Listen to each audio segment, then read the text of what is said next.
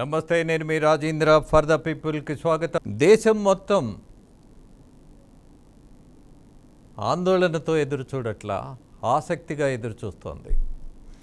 ముఖ్యంగా ఆంధ్రప్రదేశ్ రాజకీయాలు చూస్తే మాత్రం అసెంబ్లీ ఎన్నికల వేడి రోజు రోజుకు పెరుగుతుంది. బెట్టింగ్లో బహుశా ప్రపంచంలో రాజకీయాల్లో ఇంత బెట్టింగ్ ఉంటుంది అన్నది ఎవరికి ఎప్పుడు అర్థం కాల. బట్ ఆంధ్రప్రదేశ్లో మాత్రం బెట్టింగ్ రాయల యొక్క రెచ్చిపోయినటువంటి వైనం చూసిన తర్వాత ఒక్కొక్క నియోజకవర్గంలో విచిత్రమైనటువంటి బెట్టింగులు కనిపిస్తున్నాయి. అందులో చంద్రబాబు గారికి గత మెజారిటీ కంటే ఈసారి ఎక్కువ వస్తుందని కూడా బెట్టింగ్. పవన్ కళ్యాణ్కి వచ్చేటటువంటి మెజారిటీ ఎంత ఉండబోతోంది, ఎన్ని వేలు ఉండబోతోంది, అలాగే అనేకమైనటువంటి ఇలాంటి విషయాలు ప్రధానంగా జనాలు ఆసక్తిగా ఎదురు చూస్తున్నారేమో కానీ బట్ మొత్తానికి ప్రజల తీర్పు ఎలా ఉండబోతోంది అన్నది మాత్రం ఈ రాష్ట్రానికి ఈ దేశానికి కావలసినటువంటి ప్రధాన అంశం. నేను మామూలుగా సాధారణంగా ఒక విషయం చెప్పదలుచుకున్నా. అనేక మంది సర్వేలు ఇచ్చిన తర్వాత వాళ్ళు గెలుస్తారు, వీళ్ళు ఓడిపోతున్నారు అన్నటువంటి సమాచారం చర్చించిన తర్వాత ఇవాళ మనము చర్చించాల్సింది కూడా అదే కదా అన్నటువంటి భావన ఉంటే మాత్రం దయచేసి దాన్ని మార్చుకోమంటున్నా. కారణం, ఎన్నికల్లో ఓటు వేయవలసిందెవరు? ఓటరు దేవుడు. నిర్ణయం ఇవ్వాల్సిందెవరు? ఓటర్లే. అలాగే ఓటర్లు వాళ్ళు ఇచ్చినటువంటి తీర్పు మీద ఊహాత్మకమైనటువంటి విషయాలను మనం ముందు పెట్టి చర్చించటంలో ఉన్నటువంటి అర్థమేంటో ఆలోచించమని నేను పదే పదే చెప్తున్నా. ఆసక్తిని పెంచడం వేరు, బట్ ఆందోళన పెరుగుతున్నప్పుడు బాధ్యతగా ఆందోళన పెంచేటటువంటి పనులు చేయకూడదు అన్నటువంటి ఒక సిద్ధాంతాన్ని నమ్ముకున్నటువంటి వ్యవస్థగా మేము దాని మీద దృష్టి పెట్టట్లా.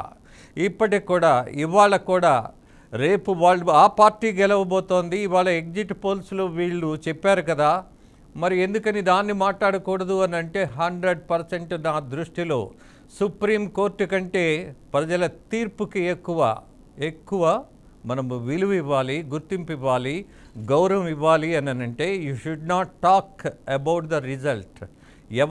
ఎవరిని గెలిపిస్తారు అనేది ప్రజలు తేల్చేస్తారు.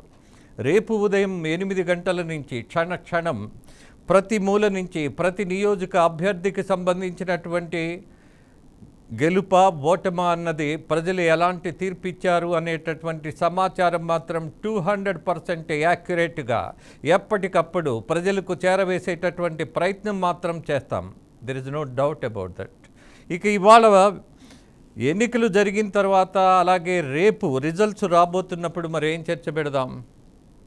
రాబోయే వాళ్ళు ఏం చేయాలి, ఏం చెప్పారు, ఏమి చెయ్యగలరు, ఎలా చేస్తారు, రెండు పార్టీల అనుభవం చూసిన తర్వాత ఇవాళ కూటమి చెప్పినటువంటి మేనిఫెస్టో ఏంటి, అలాగే పాలకపక్షంగా ఉన్న వైఎస్ఆర్సీపీ పార్టీ చెప్పినటువంటి మేనిఫెస్టో ఏంటి. అఫ్కోర్స్ మేనిఫెస్టో చూసి ఓటేశారా అని ఎవరైనా నన్ను అడిగితే నాకు కూడా సందేహమే. మేనిఫెస్టోలు చూసి ఓటేసినటువంటి పరిస్థితి ఆంధ్రప్రదేశ్లో ముఖ్యంగా ఉందా అని అంటే అది సమాధానం మీరే వెతుక్కోవాలి.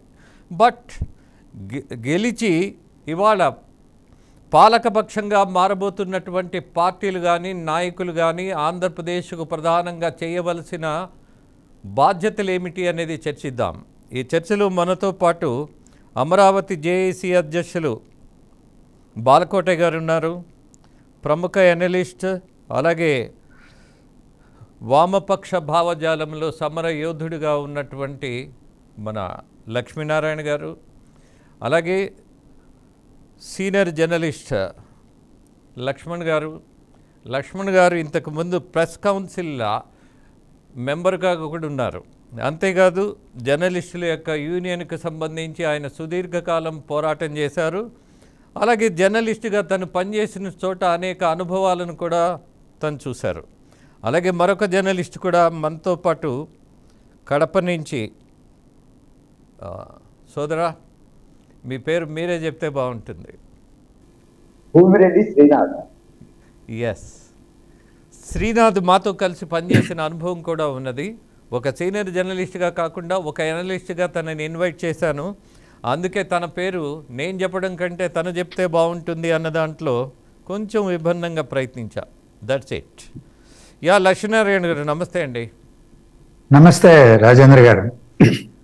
ప్రధానంగా మనము జోషుల్లాగా మారిపోతున్నటువంటి వ్యవస్థను చూస్తున్నాము, కానీ మనము ఆ విమర్శ కంటే కూడా మన బాధ్యత ముందు పెట్టుకొని ఆలోచిద్దాం. రేపు రాబోయే ప్రభుత్వం ఆంధ్రప్రదేశ్కు చేయవలసినటువంటి ప్రధానమైనటువంటి విషయాలు ఇది వేటి మీద ఫోకస్ చేయాలి అన్నది చర్చిద్దాం. మంచి ఆలోచన రాజేంద్ర గారు. ప్రభుత్వంలో ఎవరున్నప్పటికీ ఆంధ్రప్రదేశ్కి అభివృద్ధిని దృష్టిలో పెట్టుకొని ప్రజల జీవన ప్రమాణాలను పెంచడానికి, ఉపాధి అవకాశాలను మెరుగు చేయడానికి, వ్యవసాయ ఆధారిత రాష్ట్రంగా మారిపోయినటువంటి ఆంధ్రప్రదేశ్లో గ్రామీణ ఆర్థిక వ్యవస్థను అభివృద్ధి చేయడానికి దోహదపడే నీటి వనరుల సద్వినియోగం, ప్రాజెక్టుల యొక్క నిర్మాణం,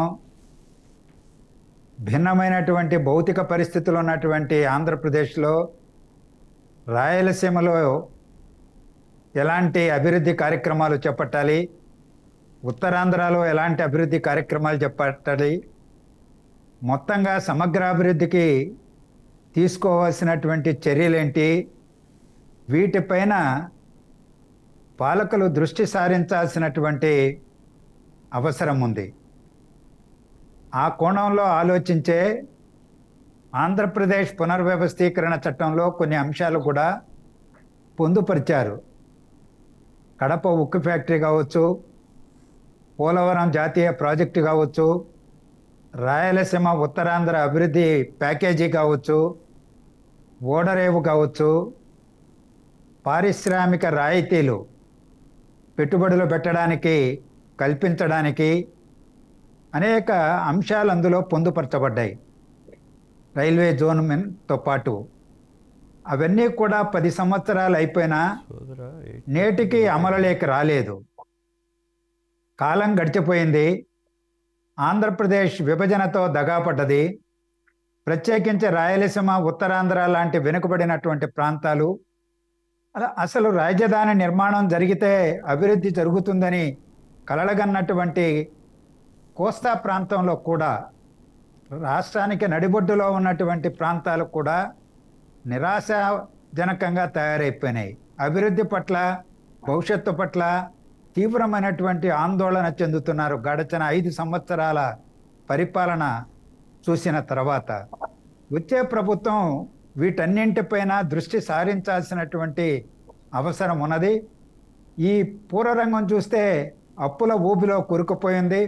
కేంద్ర ప్రభుత్వమా సహాయం చేస్తుందా లేదా వేచి చూడాలి.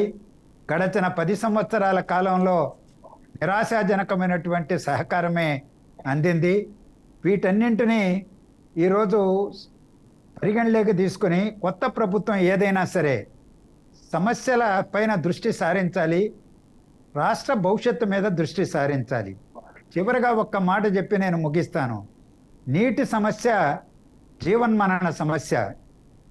కృష్ణా గోదావరి నదీ జలాలు ఒకవైపున గోదావరిలో నీళ్లు పుష్కలంగా ఉన్నా కృష్ణా నీటి మీద ఒత్తిడి ఉన్నది.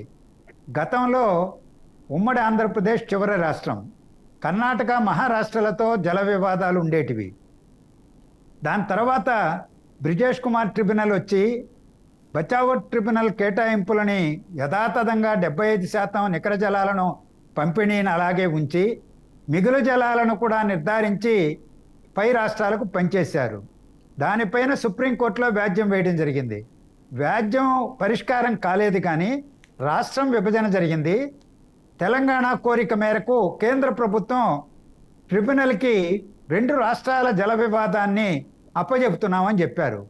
ఇప్పుడు తెలంగాణ, ఆంధ్రప్రదేశ్ నీటి హక్కులపైన, ప్రత్యేకించి రాయలసీమ నీటి హక్కులపైన ముప్పేట దాడి చేసే విధంగా ఆ ట్రిబ్యునల్ ముందు స్టేట్మెంట్ ఆఫ్ కేసుని వివరాలతో దాఖలు చేసింది. కృష్ణానది పరివాహక ప్రాంతానికి బయట ఉన్నటువంటి ప్రాజెక్టులు ఏవైతే ఉన్నాయో తెలుగంగ, గాలేరు నగరి, హంద్రీనేవా, వెలిగొండ ప్రాజెక్టులకి నీళ్లు ఇవ్వడానికి వీల్లేదు. రెండవది, పరివాహక ప్రాంతంలో బయట ఉన్నటువంటి వాటికి బ్రచావర్ ట్రిబ్యునల్ కేటాయించిన నీటిలో కూడా మెట్ట పైర్లకు మాత్రమే నీటిని పరిమితం చేసి నీటిని 299 టీఎంసీలు ఆదా చేసి వాటన్నింటినీ తెలంగాణ రాష్ట్రంలో నిర్మాణంలో ఉన్న కల్వకుర్తి, నెట్టంపాడు, ఎస్ఎల్బిసి, ఇతర పాలమూరు, రంగారెడ్డి ప్రాజెక్టులకి కేటాయించాలని విస్పష్టమైనటువంటి డిమాండ్లతో ఆ స్టేట్మెంట్ ఆఫ్ కేసును దాఖలు చేశారు. ఈ నీటి సమస్య ఆంధ్రప్రదేశ్కు, ప్రత్యేకించి కరువు పీడిత రాయలసీమ, ప్రకాశం మెట్ట ప్రాంతాలకి జీవన్మరణ సమస్యగా, గుదిబండగా తయారైంది. ఈ సమస్య పైన యుద్ధ ప్రాతిపదికపైన వచ్చే ప్రభుత్వం దృష్టి సారించాలి, ట్రిబ్యునల్లో సమర్థవంతంగా వాదించాలి. సుప్రీంకోర్టులో ఉన్న బ్రిజేష్ కుమార్ ట్రిబ్యునల్ 2 తీర్పును కూడా త్వరగా వచ్చేటట్టుగా చేసుకోవాలి. అందువల్ల ఇది చాలా పెద్ద పెను సవాలుగా నేను భావిస్తా ఉన్నాను. ఇటీవలే ఒక పుస్తకాన్ని కూడా రచించి ప్రచురించి మే 21వ తారీఖున దాన్ని ఆవిష్కరించడం కూడా జరిగింది. ప్రత్యేకంగా ఈ జల వనరుల సమస్య పైన రాబోయే ప్రభుత్వం తీసుకోవాల్సినటువంటి చర్యలపైన. రాజేంద్ర గారు. ఎస్ లక్ష్మీనారాయణ గారు, అనేక సంవత్సరాలుగా మీరు నీటి సమస్య మీద పోరాడుతూనే ఉన్నారు. అలాగే మీరు చేస్తున్నటువంటి పోరాటాన్ని ప్రజలకు తీసుకెళ్లేటటువంటి బాధ్యత కలిగిన మీడియాగా, అలాగే మీరు రిలీజ్ చేసినటువంటి బుక్లో ఉన్నటువంటి ప్రధాన అంశాల మీద మనం ప్రజలకు కొంత సమాచారం అందజేయటం, అలాగే కొంత అవేకనింగ్ కూడా తీసుకొచ్చే ప్రయత్నం చేద్దాం. ఐ ప్రామిస్ యూ లక్ష్మీనారాయణ గారు, మీరు తపస్సులాగా చేస్తున్నటువంటి ఈ పనిని ప్రజల కోసం, అలాగే నేను పెట్టినటువంటి కార్యక్రమం కూడా ఫర్ ద పీపుల్. సో ప్రజలకు కావాల్సినటువంటి సమాచారం, అలాగే వాళ్ళని ఒక పరిపుష్టమైనటువంటి అవగాహన పెంచేటటువంటి ప్రయత్నాన్ని మాత్రం మనం ప్రోత్సహించాలి అన్న దాంట్లో మీరు చేసిన ప్రయత్నాన్ని ముందుకు తీసుకెళ్దాం. అలాగే లక్ష్మణ్ గారు, మీకు సుదీర్ఘమైనటువంటి జర్నలిస్టిక్ అనుభవం ఉన్నది. అలాగే మీరు రిపోర్టర్గాను, ఎడిటర్గాను ఎక్కడ పనిచేసినా అక్కడ మీకున్నటువంటి విభిన్నమైనటువంటి అనుభవాలు కూడా కొన్ని ఉన్నాయి. అవి కూడా గ్రంథస్థం కావాల్సిన పరిస్థితి ఉందేమో. Will see that. At the same time రేపు రాబోయేటటువంటి ప్రభుత్వం ఏదైనా సరే ప్రధానమైనటువంటి అంశాలు వేటి మీద ఫోకస్ చేయాలి అన్నది కూడా మీ దగ్గర నుంచి కూడా మీ అభిప్రాయాలను ఆహ్వానిస్తున్నా. మీరు ఫర్ ద పీపుల్ అని ప్రోగ్రాం పెట్టారు. ఏ ప్రభుత్వం వచ్చినా కూడా ఫార్ ది పీపులే ఉంటుంది, కానీ ఫర్ ద పీపుల్ ఏమి ఉండేటట్టు ఏం కనపడడం లేదు. ఓకే, ఫార్ ద పీపుల్ ఎందుకన్నానంటే, చంద్రబాబు నాయుడు గారు వచ్చినా మళ్ళీ ఆయన చుట్టూ అందరూ లాబీయిస్టులే చేస్తారు. జగన్మోహన్ రెడ్డి గారికి ఆల్రెడీ ఆయన చుట్టూ లాబీయిస్టులు ఉన్నారు. ఇక్కడ ఇంతకు లక్ష్మీనారాయణ గారు చాలా క్లియర్గా అంశాలు చెప్పారు. ఏదైనా పరిష్కరించడానికి ప్రయత్నం జరిగింది ఈ 5 సంవత్సరాల్లో లక్ష్మీనారాయణ గారు చెప్పిన అంశాల మీద. మరి పోనీ ఈ రాష్ట్రం, తెలంగాణ రాష్ట్ర ముఖ్యమంత్రికి, ఆంధ్రప్రదేశ్ ముఖ్యమంత్రి జగన్మోహన్ రెడ్డి గారికి ఏమైనా అభిప్రాయ భేదాలు ఉన్నాయా? ఇద్దరు ఒకటే. అవసరమైతే సూట్ కేసులు ఇక్కడికి వస్తాయి, సూట్ కేసులు అక్కడికి పోతాయి. మరి ఎందుకు ఈ యొక్క కృష్ణా జలాల మీద నీటి విషయంలో పరిష్కరించుకోలేకపోయారు ఇద్దరు కూర్చొని? అంటే చిత్తశుద్ధి అక్కడ ఉండిందా? లేదు. సరే, ఇప్పుడు చంద్రబాబు నాయుడు గారు వస్తారు అనుకుందాం. రేపు ఆయన చిత్తశుద్ధితో, మరి ఇప్పుడు ఆయన అదృష్టమో లేకపోతే ఆంధ్రప్రదేశ్ ప్రజల అదృష్టమో అనుకుందాం, ఇక్కడ రేవంత్ రెడ్డి ఉన్నారు. రేవంత్ రెడ్డి చంద్రబాబు నాయుడు శిష్యుడు, కాంగ్రెస్ పార్టీ కావచ్చు.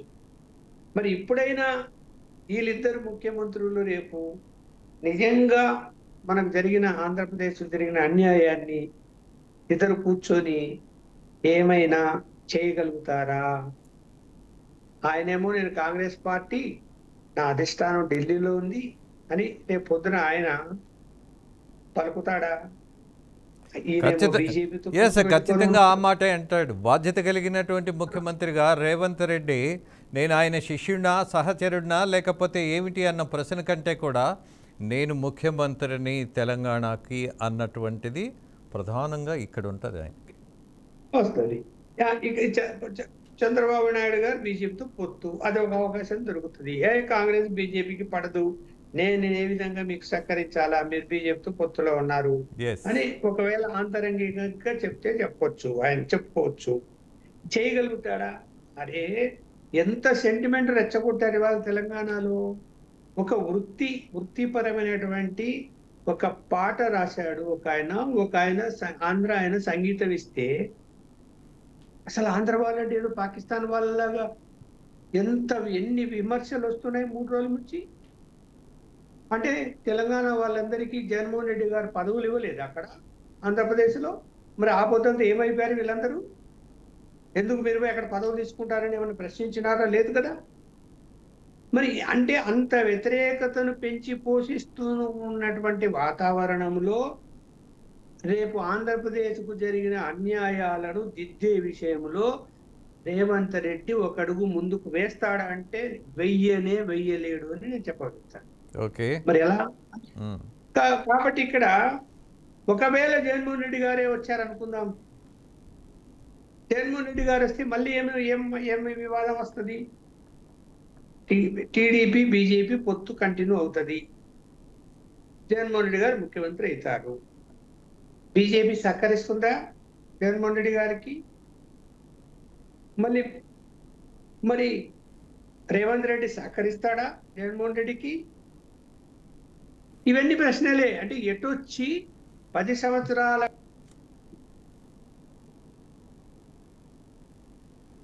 లక్ష్మణ్ గారు మీరు మీట్లోకి వెళ్ళారు. రాబోయే 5 సంవత్సరాల కాలంలో కూడా ఆ అన్యాయాలను సరిదిద్దే అవకాశాలు ఎక్కువ ఏమీ కనపడడం లేదు. ఏదో కంటి తుడుపుగా 1-2, అది కూడా చంద్రబాబు నాయుడు గారు అధికారంలోకి వస్తే బీజేపీ ఫుల్గా సపోర్ట్ చేయగలిగితే ఏమైనా పోలవరం ప్రాజెక్టు వాళ్ళు 2 ఏళ్ళలో పూర్తి చేయాలని ఎన్నికల ప్రచారంలో చెప్పారు. కాబట్టి బీజేపీ నాయకులు అది ఏమైనా నిధులు భారీగా విడుదల చేసి చేయవచ్చు. అలాగే రాజధాని నిర్మాణానికి కూడా తగినన్ని నిధులు వెంటనే రిలీజ్ చేసి ఆ యొక్క నిర్మాణ పనులను కూడా 2 సంవత్సరాల్లో పూర్తి చేయొచ్చు. లక్ష్మణ్ గారు ఒక విషయం ప్లీజ్. చంద్రబాబు నాయుడు 2 చోట్ల శంకుస్థాపనలు చేస్తాడు, అది కాదు జగన్మోహన్ రెడ్డి ఇంకో చోట శంకుస్థాపన చేస్తాడు. 1 ఇంచు కదలేదు పనులు, ఎక్కడ ఉండేది అలాగే ఉండిపోయింది. ఇక్కడ అది ప్రాక్టికల్ గా అది ఫీజిబిలిటీ కాదు అనేటువంటి రిపోర్ట్లు ఉన్నా కూడా కేవలం ఓటు బ్యాంకు కోసం రాయలసీమ ప్రజల్ని మభ్యపెట్టడానికి అటు చంద్రబాబు ఇటు జగన్మోహన్ రెడ్డి ప్రయత్నాలు చేశారు తప్ప వాస్తవ పరిస్థితుల్లోకి వెళ్ళలేదు వాళ్ళు. గాలి జనార్దన్ గారి యొక్క ఉక్కుకు సంబంధించినటువంటి ఆ స్థలం అంతా ఏమైపోయింది? అతను పరమైపోయింది. పోని జగన్మోహన్ రెడ్డి గారని చంద్రబాబు నాయుడు గారు కానీ ప్రభుత్వ భూములు గాలి జనార్దన్ రెడ్డికి దక్కితే గండికోట ప్రాజెక్టు దగ్గర ఆ భూములు ఏమైనా వెనక్కు తీసుకోగలిగినారా? కోర్టులో వాదన చేయగలిగినారా? ఇవాళ కోర్టు విలువ చేసి భూములు ఆయన చేతిలో ఉన్నాయి. మరి ఏమి ఒక స్టెప్ ఏమైనా వేసినారా? వెయ్యరు. ఎందుకంటే ఇంటర్నల్ గా అనేక సర్దుబాట్లు ఉంటాయి వీళ్ళందరికీ కూడా, రాజకీయ నాయకులకి. ఏంటి అందుకని నేను ఫర్ ద పీపులే తప్ప ఫర్ ద పీపుల్ కాదు. ఓకే, బట్ వాళ్ళు ఫార్ ద పీపుల్ అయినా సరే ఫర్ ద పీపుల్ కోసమే చర్చ పెట్టాం. ప్రధానంగా చేయవలసినటువంటి అంశం ఏంటి అన్న దాని మీద ఫోకస్ చేద్దామని నేను మళ్ళీ గుర్తు చేస్తున్నా. లక్ష్మణ్ గారు, మీరు సాధ్యాసాధ్యాలు ఎవరి వల్ల ఏమవుతుంది అన్నటువంటి వివరణ ఇచ్చారు, ఫైన్, అదొక కోణం. బట్ చెయ్యవలసింది ఏమిటి అన్నటువంటి వాటి మీద లక్ష్మీనారాయణ గారు ఒక అభిప్రాయం చెప్పారు. అలాగే ప్రధానంగా ప్రయారిటీలో ఆంధ్రప్రదేశ్ ప్రజలకు రాబోయే ప్రభుత్వం ఏం చేయాలి అన్నది ఆబ్జెక్టివ్గా 2-3 మీరు చెప్తే బాగుంటుంది అన్నది అగైన్ ఐఎమ్ రిక్వెస్టింగ్ యూ. ఇప్పుడు రాబోయే ప్రభుత్వం ఏది అంటే మనము జగన్మోహన్ రెడ్డి గారు వస్తారా ఒక విధంగా ఉంటుంది, చంద్రబాబు నాయుడు గారు వస్తారా ఇంకొక విధంగా. ఎవరొచ్చినా కూడా రాష్ట్ర అభివృద్ధి విషయంలో ఇప్పుడు మనకి ఉమ్మడి రాజధాని హైదరాబాద్ కూడా జూన్ 2కు ముగిసిపోయింది వ్యవహారం. తర్వాత ఏవి ఆస్తులు పంచుకునే విషయం పెండింగ్ ఉండిపోయింది. జలవనరులు కృష్ణా వాటర్ సంబంధించింది పెండింగ్ ఉండిపోయింది. అవి పరిష్కరించి మనకు రావాల్సిన ఆస్తులు ఏమైనా తీసుకోగలిగితే కొంత రాష్ట్రానికి ఉపయోగపడుతుంది. అది సాధ్యమవుతుంది అంటే ఇద్దరి వల్ల కాదని చెప్పేసాను ఇందాక నేను. ఇంకా ఏం చేయబోతారు వీళ్ళు అంటే, ఇప్పుడు రాష్ట్రం అభివృద్ధి చెందాలన్నా లేకపోతే రాష్ట్ర ఆర్థిక వనరులు పెరగాలన్నా కూడా పెట్టుబడులు రావాలి, పరిశ్రమలు రావాలి. ఓకే. కొంతవరకు జగన్మోహన్ రెడ్డి ప్రయత్నం చేశాడు. సరే, అన్ని ఆన్ గోయింగ్ స్కీములు ఉన్నాయి, కొంత ఫ్రూట్ఫుల్ కొన్ని అవుతాయి రాబోయే కాలంలో అనుకుందాం. అలాగే చంద్రబాబు నాయుడు గారు కేవలం రాజధాని మీదనే కాన్సన్ట్రేషన్ చేసి దాన్ని కూడా పరిపూర్ణంగా చేయలేక పోయి ఈయనేమో 3 రాజధానులు ఎత్తుకొని అక్కడ నగరం అభివృద్ధి కాకుండా అది ఆగిపోయింది.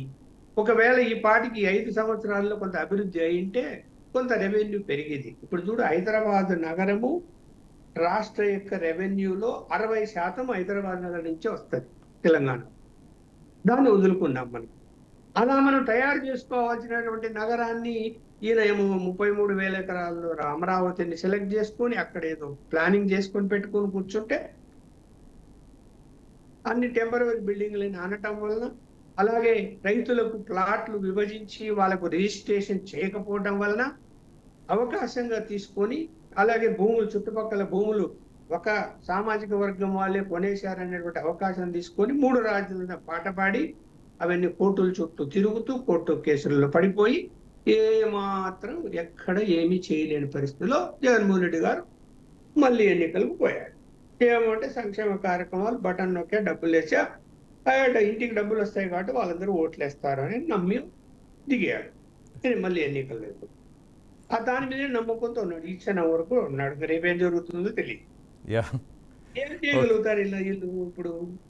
ఇప్పుడు మీరన్నది ఒక వాదం, చాలా అప్పుల పాలై ఉంది. ఎస్ లక్ష్మణ్ గారు, మీరు అన్నది ఒక వాదం ప్రధానమైందే. రేపు ఎవరెవరు ఏం చేస్తారో, బికాజ్ విభజన జరిగిన వెంటనే ఒక పార్టీ పాలకపక్షంగా మారింది. మళ్ళీ 5 సంవత్సరాలు అయిన తర్వాత మరొక పార్టీ వచ్చి పాలకపక్షంగా తను ముందుకొచ్చింది. ఈ 2 పార్టీల యొక్క పాలన చూసాం. రేపు రాబోయేటటువంటి వాళ్ళల్లో ఉంటే ఆయన ఉంటాడు, లేకపోతే ఈయన ఉంటాడు. కొత్తోడు ఎవడు వచ్చే అవకాశం ఇవాళ కనపడినటువంటి దశలో ప్రధానంగా ఎవరు వచ్చినా సరే ఏం చేయాలి అన్నటువంటి ఒక డిమాండ్ మనం ఇప్పటి నుంచే క్రియేట్ చేసే ప్రయత్నం చేద్దామన్నది ఈ చర్చలో ప్రధానంగా నేను ఫోకస్ చేస్తున్నది. ఆంధ్రప్రదేశ్ రాజకీయం గురించే ఎందుకు మాట్లాడుతున్నాను అనంటే, సార్వత్రిక ఎన్నికలతో పాటు అసెంబ్లీ ఎన్నికలు కూడా ఆంధ్రప్రదేశ్లో ప్రధానంగా జరుగుతున్నాయి కాబట్టి ఇన్నాళ్ళు 5 సంవత్సరాల్లో కింద పడ్డారు, మీద పడ్డారు, అలాగే తెగబడ్డారు, సమ్టైమ్స్ వాదించారు, మిమ్మల్ని వేధించినా సరే మీరు నిలబడ్డారు.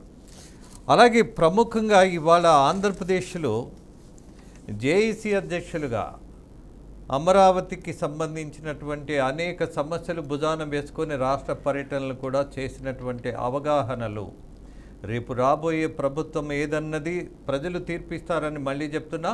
బట్ రాబోయేవాడు చేయవలసినటువంటి ప్రధాన అంశాల మీద ఫోకస్ చేద్దామంటున్నా. బాలకోటయ్య గారు. రాజేంద్ర గారు ధన్యవాదాలు. మీకు, శ్రీనాథ్ గారికి, లక్ష్మణ్ గారికి, లక్ష్మీనారాయణ గారికి. రాజేంద్ర గారు, కొంతమంది మోకాళ్ళ వరకే చూస్తారంట, కొంతమంది ఏమో ముందు చూపు వరకు చూస్తారు. ఓకే, అసలు ఎగ్జిట్ పోల్స్ ఏంటి, ఎవరికి ఎంత పర్సెంటేజ్ వచ్చింది, ఏ కులం ఎవరికి ఓట్లు వేసి వచ్చింది, కాపులు ఎట్టున్నారు, మాలలు ఎట్టున్నారు, మాదిగలు ఎట్టున్నారు, కమ్మలు ఎట్టున్నారు, రెడ్లు ఎట్టున్నారు అని చెప్పేసి ఓ పక్క టీవీ డిబేట్లో చర్చలు జరుగుతుంటే, రేపొద్దున రాబో ప్రభుత్వం వస్తే ఆ రాష్ట్రానికి ఏం చేయబోతుందని చెప్పేసి అని మీ అద్భుతం ఒక సంకల్పమైన ఎజెండా ఉంది చూసారా, హ్యాట్స్ ఆఫ్ సార్. ఎందుకంటే భవిష్యత్తును చూడగలిగిన వాడే జర్నలిస్ట్. వస్తాడు, ఎవడో ఒకడు వస్తాడు, పరిపాలిస్తాడు, మనం అనుకున్న వాళ్ళే వస్తారు. సరే, నేను ఈ డిబేట్లో పాల్గొన్న మిత్రుల జోలికి నేను పోవటంలా, నా మాటగా నేను చెప్తున్నా, వాళ్ళ యొక్క ఉద్దేశాలతో కూడా నేను విభేదించటంలా. జగన్మోహన్ రెడ్డి అనే వ్యక్తి ఆంధ్రప్రదేశ్లో మరోమారు అధికారంలోకి రాడు. దీనిలో స్పష్టత కావాలి. ఓకే, ఒకవేళ వస్తే ఆ 20% కాస్త 25% మేనిఫెస్టోలో పెట్టాడు కదా, ఆ 9 నవరత్నాలు ఇచ్చుకుంటూ పోతాడు. ఓకే, ఇకంత మించి ఆయనకి ఎజెండా కూడా లేదు, అది ఆయన చెప్పింది, ఓకే, నేనేం కొత్తగా చెప్పాలా. కానీ రాబోవు ముఖ్యమంత్రి చంద్రబాబు నాయుడు గారు, మేము చంద్రబాబు నాయుడు గారిలో కొత్త చంద్రబింబం చూడదలుచుకున్నాం. ఆంధ్రప్రదేశ్కి లక్ష్మీనారాయణ గారు చెప్పినట్టుగా జలవనరులు, రాయలసీమ ప్రాజెక్టులు, ఎత్తిపోతల పథకాలు, అనాదిగా ఉన్న ప్రాజెక్టులు, ఉద్యోగాలు, పరిశ్రమలు, ఇదంతా రోజు మనం చెప్పేదే, రోజు చెప్పేదే. అర్జెంటుగా రాష్ట్ర ప్రభుత్వం ముఖ్యమంత్రి గారు తీసుకోవాల్సిన ఏకైక కార్యక్రమం 5 ఏళ్ల విధ్వంసం మీద ప్రత్యేకమైన మంత్రిత్వ శాఖను పెట్టి, ఆ శాఖకు దళితున్నే మంత్రిగా పెట్టి నా మెడలో ఉన్న ఈ 2 కండువాలకు న్యాయం చేయాలి. ఒకటి, రాజధాని అమరావతిలో మహిళలు పడ్డ ఆవేదనలు, ఆందోళనలు, కేసులు, అరెస్టులు, అక్రమ అరెస్టులు, ఎస్సీల మీద ఎస్సీ అట్రాసిటీ కేసులు, ఎద మీద చెయ్యేసి అరెస్టు చేస్తే భర్తలకు కూడా చెప్పుకోలేని ఒక ఆవేదనాభరిత జీవితం. 2 డాక్టర్ సుధాకర్, డ్రైవర్ సుబ్రహ్మణ్యం, హత్య చేసిన వాళ్ళు ముఖ్యమంత్రి పక్కన తిరుగుతున్న వాళ్ళకి ఏం న్యాయం చేస్తారో రేపొద్దున రానున్న ప్రభుత్వం చెప్పాలి. పోలీస్ స్టేషన్లో జరుగుతున్న శిరోముండనాలు, మూత్ర విసర్జనలు, అంటే ఒక విధమైన అరాచక పరిపాలన మీద. ఇంకో మాట కూడా మీ మాటకు వస్తా, అసలు ఇప్పుడు కూటమి పార్టీ చెప్పింది ఎన్నికల్లో ప్రధానమైన ఎజెండానే అరాచకం. ఈ రాష్ట్రంలో శాంతి భద్రతలు లేవు, ఈ రాష్ట్రంలో మనుగడ లేదు, ఈ రాష్ట్రంలో మనిషి బతికే పరిస్థితి లేదు. ఇప్పుడు ఆ బతుకు తెరువుకి ఉద్వాసన కావాలంటే అది సిట్ కమిటీలు వేస్తారో, మన హైకోర్టు న్యాయమూర్తుల చేతో, రిటైర్డ్ న్యాయమూర్తులు చేస్తారో, ఏ విచారణ చేస్తారో, చట్టబద్ధమైన పరిపాలనలో ఈ శాంతనం అయితే ఆంధ్ర రాష్ట్ర ప్రజలు కోరుకుంటున్నారు.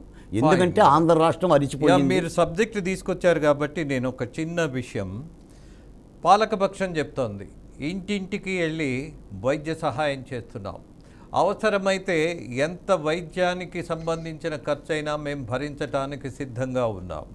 అలాగే ఇంట్లో వాళ్ళకి ఏ రకమైనటువంటి అవసరం వచ్చినా, ఈసీ కావాలన్నా, బర్త్ సర్టిఫికెట్ కావాలన్నా, what ever it may be, మీరు అడిగితే అరగంటలో తెచ్చేటటువంటి వ్యవస్థను మేము క్రియేట్ చేశాము, ఇంతకంటే ఏం కావాలి ప్రజలకు అన్నది వాళ్ళ వాదన.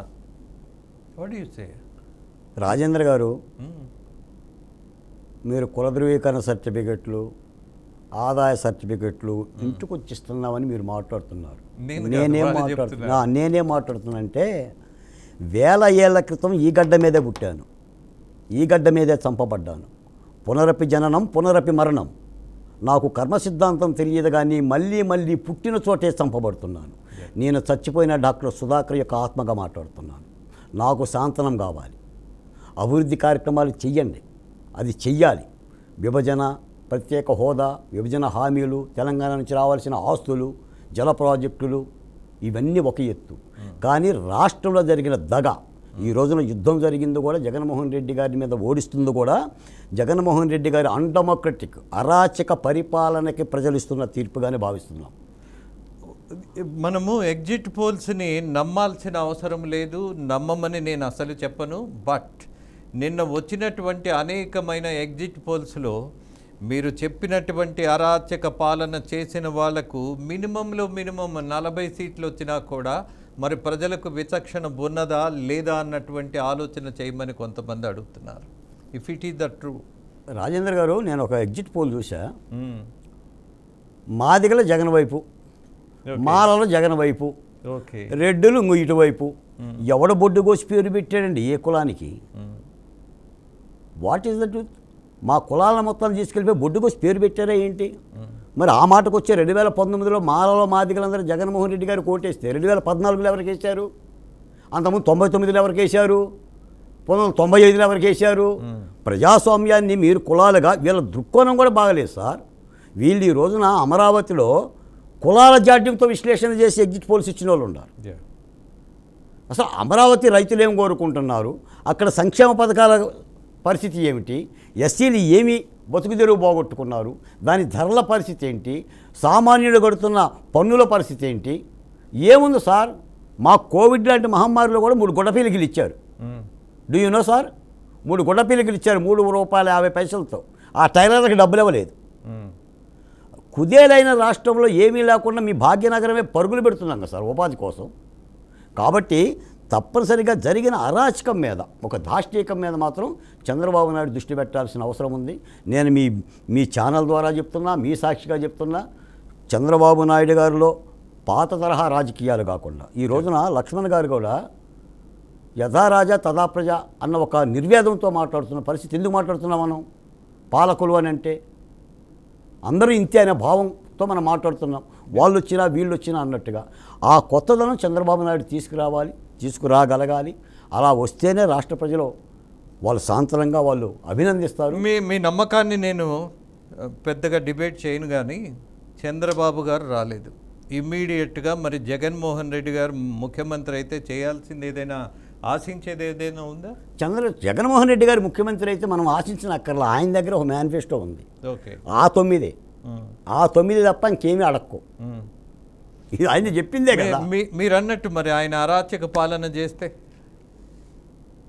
ఇప్పుడు కాగల కార్యం అందరూ తీరుస్తారని చెప్పేసి అని ఒకవేళ ఆ శిక్షే మళ్ళీ ప్రజాస్వామ్యం, ఇందాక మీరు చక్కని మాట అన్నారు, సుప్రీంకోర్టు తీర్పు కంటే ప్రజాస్వామ్యంలో ప్రజలు ఇచ్చే తీర్పు సుప్రీంకోర్టు కంటే విలువైందేనని ఆ ప్రజలు కోరి ప్రజాస్వామ్యంలో మళ్ళీ జగన్మోహన్ రెడ్డి గారి లాంటి వారికి పట్టం కడితే తప్పనిసరిగా ప్రజాస్వామ్యంలో చంద్రబాబు నాయుడు గారు శిరస్సు వహించి ఆహ్వానించాలి, బాలకోటయ్య ఆహ్వానించాలి, రాజేంద్ర గారు ఆహ్వానించాలి. మళ్ళీ 5 ఏళ్ళ ఉద్యమం తప్పదు. సెకండరీ, ప్రజల తీర్పుని మాత్రం గౌరవించాల్సిందే. బట్ పాలకపక్షం ఎవరు ఉన్నా సరే జర్నలిజం చేయాల్సిన మొట్టమొదటి బాధ్యత ప్రజల పక్షాన మాట్లాడడం, ప్రజలకు ఏవైతే మేనిఫెస్టోలో చెప్పారో వాటి గురించి గుర్తు చేయటం. అంతేకాదు అటు ఇటు అవుతుంటే ఎటు అవ్వకుండా ప్రజల వైపు నెట్టికెళ్ళగలిగేది ఒకటి జర్నలిజం అని నేను నమ్ముతా. బట్ నమ్మింది చేయగలుగుతున్నామా లేదా అన్నటువంటిది మీలాంటి వాళ్ళతోటి పెద్దలతోటి కూర్చొని మాట్లాడి సమీక్షించుకొని ఒక సమావేశం ద్వారా మార్గాన్ని వెతుక్కుంటే అఫ్కోర్స్ మనం పెట్టిన చర్చలో రేపు ప్రభుత్వం ఏం చేయాలి అన్న దాని మీద కూడా దృష్టి పెట్టచ్చు.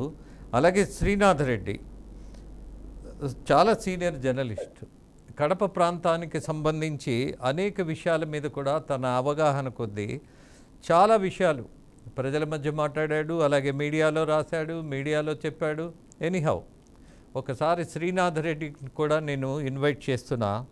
ముఖ్యంగా రాయలసీమ ప్రాంతానికి సంబంధించి, కడప జిల్లాకు సంబంధించి రేపు రిజల్ట్స్ సందర్భంగా 100% పులివెందులలో ఎంత మెజారిటీ వస్తుంది, అలాగే ఆయన సోదరి షర్మిల తీసుకురాగలిగేటటువంటి మార్పు కానీ ప్రభావం కానీ ఏదైనా ఉంటుందా అన్నటువంటి ఆసక్తికరమైనటువంటి వ్యవహారం అయితే కనపడుతుంది.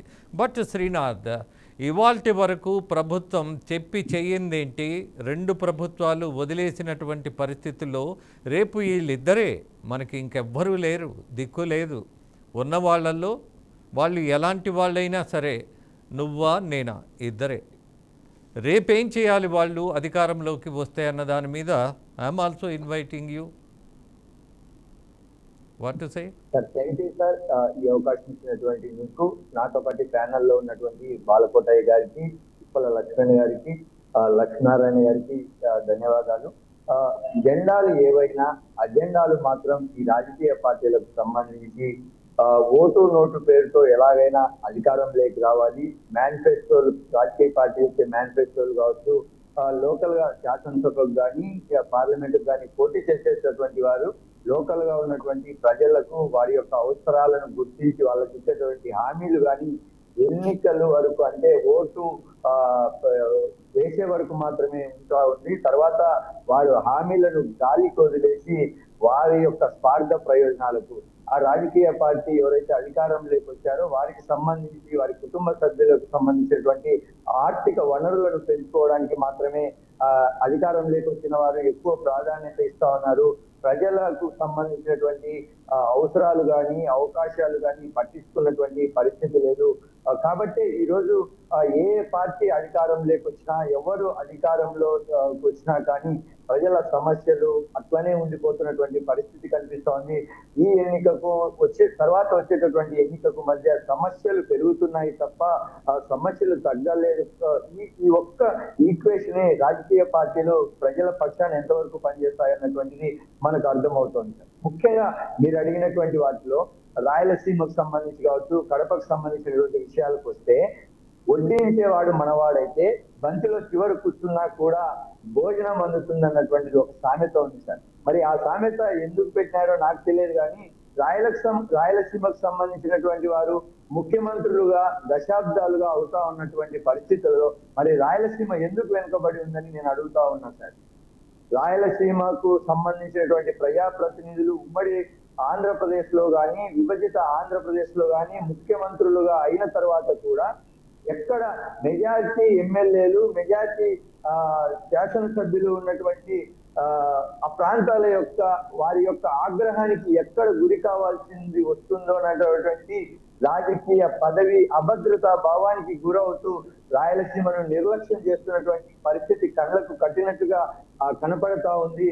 రాయలసీమలో ముఖ్యంగా కడప జిల్లాలో ముఖ్యమంత్రిగా వైఎస్ రాజశేఖర రెడ్డి ఏదైతే ముఖ్యమంత్రిగా బాధ్యతలు స్వీకరించిన తర్వాత వేసినటువంటి ఉప్పు ఫ్యాక్టరీకి సంబంధించినటువంటి శిలాఫలకం తరువాత అధికారంలోకి వచ్చినటువంటి నారా చంద్రబాబు నాయుడు కావచ్చు, జగన్మోహన్ రెడ్డి కావచ్చు, పదే పదే శంకుస్థాపనల యొక్క స్థలాలు మారుస్తున్నారు తప్ప శంకుస్థాపనలు వేసినటువంటి ఆ ఉక్కు ఫ్యాక్టరీ నిర్మాణానికి కంకణం కట్టుకొని పనిచేసినటువంటి దాఖలాలు లేదు. ఇదే జగన్మోహన్ రెడ్డికి రాజకీయంగా ఫస్ట్ కడప పార్లమెంట్ కు పోటీ చేశారు. ఆ కడప పార్లమెంట్ పరిధిలోనే ఉక్కు ఫ్యాక్టరీకి సంబంధించినటువంటి స్థలం ఉంది. ఆ ఉక్కు ఫ్యాక్టరీ నిర్మాణం చేపట్టితే ఈ కడప జిల్లా ప్రజలు అనేక రకాలుగా ఉపాధి అవకాశాలు దొరుకుతాయి. కరువుతో ఎప్పుడు నిత్యం కరువు ప్రాంతంగా ఉన్నటువంటి కడపలో కక్షలు పోవాలన్నా అభివృద్ధి చెందాలన్నా ఉక్కు ఫ్యాక్టరీ రావాల్సినటువంటి అవసరం ఉంది. ఆ ఖనిజ సంపదకు నిలయమైనటువంటి ఆ కడప జిల్లాలో బైరిటీస్ గనులు కావచ్చు అనేకమైనటువంటి ఉన్నాయి. వాటికి సంబంధించి ఎప్పుడో ఉన్నటువంటి ఆ సమస్యలను కూడా దివాలా తీసే దిశగా ఈ రాష్ట్ర ప్రభుత్వాలు పనిచేస్తా ఉన్నాయి. వాటిని కూడా కార్పొరేట్ సంస్థలకు కట్టుబెట్టేలాగా ఉన్నాయి తప్ప అంటే వారి కార్పొరేట్ సంస్థలకు ఆ రాజకీయ పార్టీలలో ఉన్నటువంటి కీలకమైనటువంటి వ్యక్తులకు లావాదేవీల ద్వారా ఆర్థికంగా పరిపుష్టి చెందాలని చూస్తా ఉన్నారు తప్ప రాయలసీమ వాసులకు కానీ కడప జిల్లా వాసులకు కానీ మేము మమ్మల్ని ఎన్నుకుంటా ఉన్నారు, దశాబ్ద కాలంగా మా కుటుంబాలను లేదా మమ్మల్ని ఎన్నుకుంటా ఉన్నారు కాబట్టి మేము ఇది చేస్తామన్నటువంటి విషయం కూడా ఈ రాజకీయ నాయకులకు స్పృహలేకి కూడా రాకపోవడం కడప జిల్లా వాసులుగా రాయలసీమ వాసులుగా మా యొక్క దౌర్భాగ్యం అని చెప్తా ఉన్నా సార్ ఈ సందర్భంగా. ఓకే శ్రీనాథ్, ప్రధానంగా ఇవాళ మనకి డిబేట్లో వెనకబడ్డ రాయలసీమకు సంబంధించినటువంటి ఆ ప్రాంతానికి సంబంధించిన ముగ్గురు ఉన్నారు. ఉపలక్ష్మణ్ గారు సీనియర్ జర్నలిస్ట్, అలాగే లక్ష్మీనారాయణ గారు వామపక్ష భావజాలంలో సమరయోధుడిగా పనిచేసి అలాగే ఇవాళ విశ్లేషకులుగా సామాజిక అంశాల మీద పార్టీ రంగులు లేకుండా మాట్లాడుతున్నటువంటి ఒక మంచి వ్యక్తిత్వం ఉన్నటువంటి మేధావి. అలాగే అసెంబ్లీ సమావేశాలలో ఏకగ్రీవ నిర్ణయం తీసుకున్నారు రాజధానికి సంబంధించి. ఆ రోజున్న పాలకపక్ష నాయకుడిగా జగన్మోహన్ రెడ్డి, పాలకపక్షానికి సంబంధించిన ముఖ్యమంత్రిగా చంద్రబాబు నాయుడు ఇద్దరూ తీసుకున్నటువంటి నిర్ణయాన్ని ఏకగ్రీవంగా ప్రకటించిన తర్వాత సామాన్య ప్రజలు, రైతులు, మహిళలు, అనేకమైనటువంటి వర్గాల వాళ్ళు ఎస్సీలు కావచ్చు, బీసీ, ఎస్సీ, ఎస్టీ, మైనారిటీలు కావచ్చు, లేదా ఆధిపత్య కులాలకు సంబంధించిన వాళ్ళు కూడా కావచ్చు, ఎవర్ మేబీ, భూమి ఉన్న వాళ్ళందరూ ఒకే ఒక ఏకవాక్యంతో భూములు ఇచ్చేశారు. అసెంబ్లీని నమ్ముకున్నారు, అంటే చట్టాన్ని నమ్మారు, శాసనాన్ని నమ్మారు. బట్ న్యాయం జరగలేదు అన్నది మాత్రం ప్రాక్టికల్గా మనం చూసాం. ఈ రెండు ప్రభుత్వాలలో కారణాలు ఏమైనా సరే, అఫ్కోర్స్ మొదట 5 సంవత్సరాలలో అనేకమైనటువంటి లీగల్ సమస్యలు వచ్చి 2 సంవత్సరాలు మాత్రమే ప్రధానంగా రాజధాని నగర నిర్మాణానికి ఆ రోజు ముఖ్యమంత్రిగా ఉన్న ఆయన ప్రయత్నం చేశారు. రెండోది వచ్చిన ఆయనకి అసలు రాజధాని మీదే దృష్టి లేదు. నా దృష్టి ఎప్పుడు, నా కోణం ఎప్పుడు, నా డెస్టినేషన్ ఎప్పుడు కేవలం బటన్ నొక్కటం అనే దాని మీద నేను నమ్ముతున్నాను అని ఆయన ప్రధానంగా తీసుకున్నటువంటి నిర్ణయం. బలైన వాళ్ళు అనేక మంది ఉన్నారు. బట్ నేను అందుకే అంటున్నా, ఫర్ ది పీపుల్ అని అంటే ప్రభుత్వాలు ప్రజల కోసం ఆలోచించాలి కానీ ఈగోయిస్టిక్గా ఉంటే మాత్రం కుదరదు. ఇక వదిలిపెట్టే ప్రసక్తి లేదు అన్నట్టుగా ప్రజలు ముందుకు రావాల్సిన సందర్భం వస్తుంది. లక్ష్మీనారాయణ గారు, ప్రధానంగా మనం గమనించిన వాటిల్లో రేపు రాబోయే ప్రభుత్వాలు లిక్కర్ సేల్స్ని ఖచ్చితంగా తగ్గించాల్సిన పరిస్థితి ఉన్నది అన్నటువంటి ఒక విశ్లేషణ కూడా ఇవాళ మన కళ్ళ ముందు మనల్ని హెచ్చరిస్తోంది. కారణం దెబ్బతింటున్న వాళ్ళు ఎవరు అనంటే మంగళ సూత్రాలు తెగిపోతూ పడిపోతూ దిగులు పడిపోతూ చనిపోతున్న వాళ్ళ ముందు ఏడుస్తున్న మహిళలను చూసిన తర్వాత మనకు అనిపించింది ఏ ప్రభుత్వం వచ్చినా లిక్కర్ మీద ఆధారపడి పాలన చేయటం అనేది కొంచెం అనాగరికంగా అనిపిస్తోంది. లక్ష్మీనారాయణ గారు. రాజేంద్ర గారు, ఆంధ్రప్రదేశ్ ఒక ఆందోళనకరమైనటువంటి పరిస్థితిని ఎదుర్కొంటా ఉంది. మీరు ప్రస్తావించిన అంశానికి సంబంధించి గంజాయి, డ్రగ్స్, మద్యం ఆంధ్రప్రదేశ్ సమాజంలో విస్తృతంగా వినియోగంలోకి తీసుకురాబడింది. గుజరాత్ ఆదాని ఓడరేవు నుంచి దిగుమతి అయినటువంటి డ్రగ్స్, దాని మూలాలు ఆంధ్రప్రదేశ్లోనే దొరికాయి.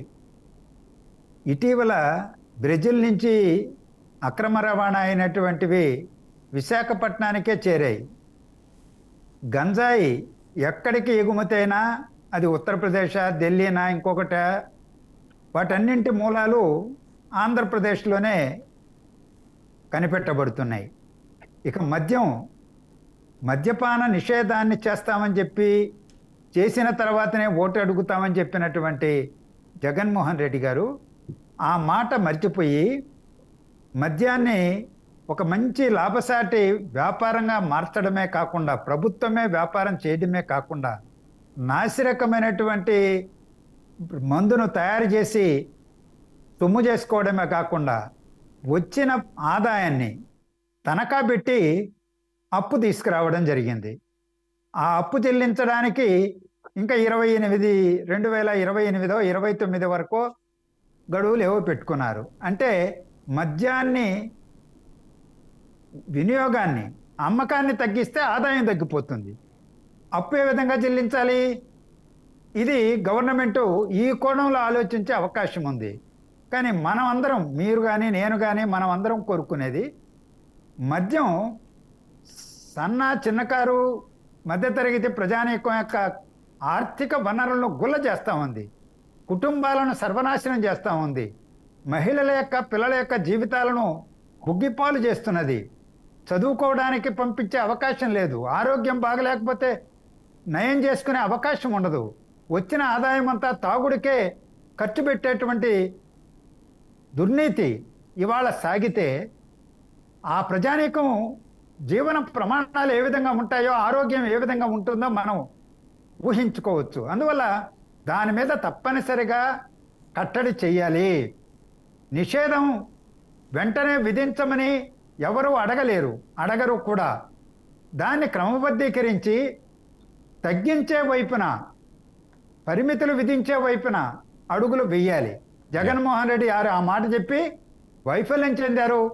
ఆయన గద్దె దిగిపోతే కొత్తగా మరొకరు వస్తే వాళ్ళైనా దాన్ని ఆలోచించాల్సినటువంటి అవసరం ఉంది. Is it possible? బికాజ్ 25,000 కోట్ల అప్పు తీసుకురావడం ఆల్రెడీ ముగిసిపోయింది. రాబోయే ప్రభుత్వం చేతిలో ఉంటుందా? సేల్స్ పెంచకుండా అప్పు ఎలా తీరుస్తారు? అదే నేను ప్రస్తావన చేసింది. దానికి ప్రత్యామ్నాయ మార్గాలు వెతుక్కోవాల్సినటువంటి అవసరం ఉంది. తీసుకొచ్చినటువంటి అప్పు ఇచ్చినటువంటి వాడు వసూలు చేసుకోకుండా వదిలిపెట్టడు కదా. అవును. దాన్ని ఎంత తీసుకొచ్చారో కూడా మనకు తెలియదు.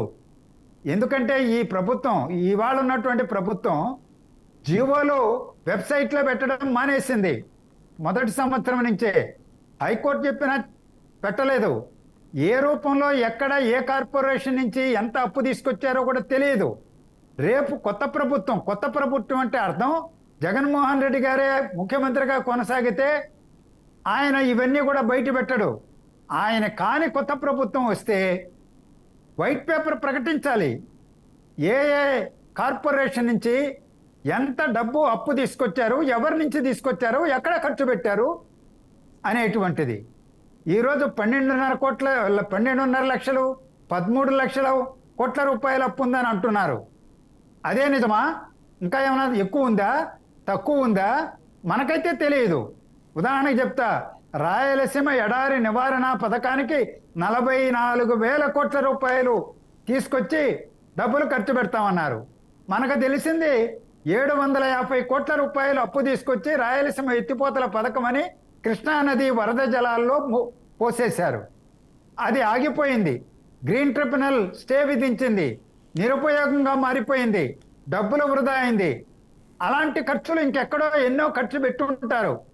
పాఠశాలలకు గోడలకు రంగులు వేయడానికి, రంగులు తుడిపేయమని హైకోర్టు చెప్తే మళ్ళా తుడిపేయడానికి ఈరోజు 2,500 కోట్లు ఖర్చు పెట్టారు.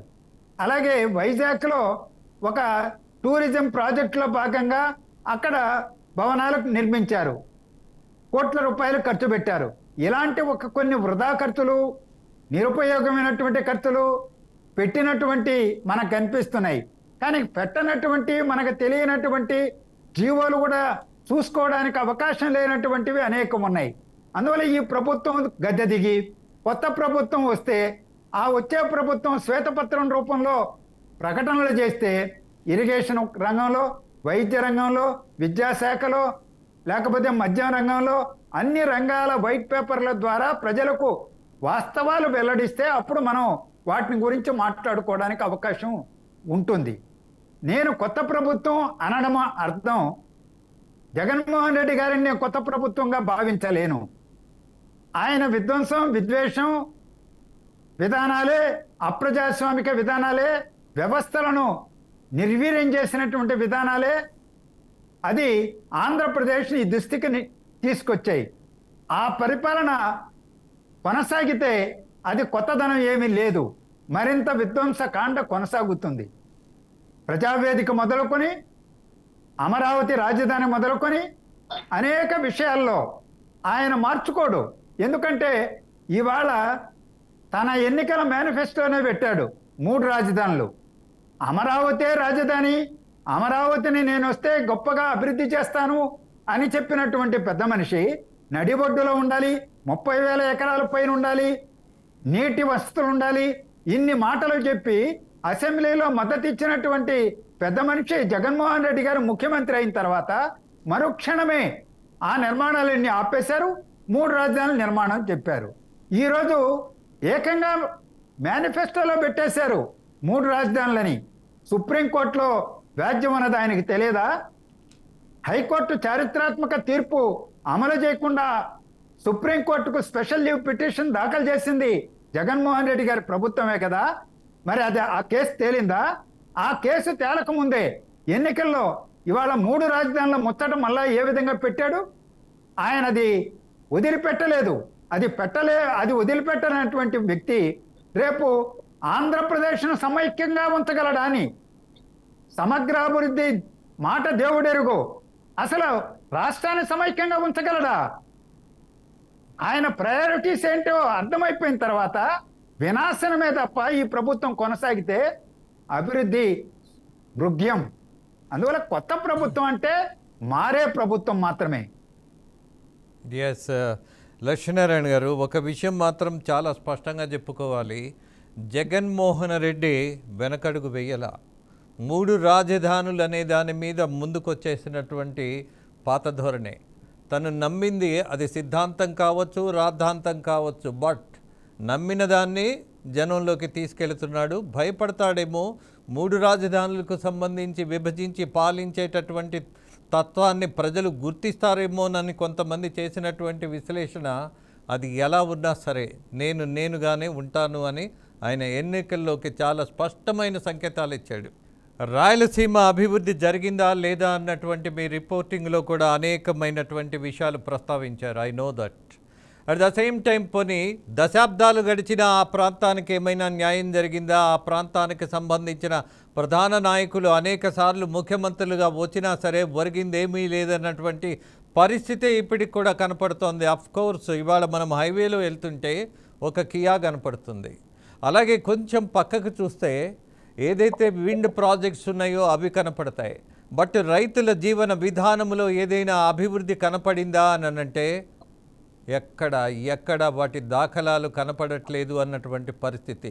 ఈ దేశానికి 75 సంవత్సరాలు స్వతంత్రం వచ్చిన తర్వాత కూడా ఒక వెనకబడిన ప్రాంతానికి ఒక నీటి చుక్క కావాలనంటే ఎన్ని కన్నీటి చుక్కలు రాలాలి రాయలసీమలో లక్ష్మణ్ గారు? ఏమైనా మార్పు వచ్చిందా ఇప్పటికైనా? రేపు రాబోయే ప్రభుత్వం ఫోకస్ చేయాలి అన్నటువంటి ప్రధాన విషయాలు మీ దగ్గర నుంచి ప్రజలకు చేరవేసే ప్రయత్నం చేస్తా. లక్ష్మణ్ గారు,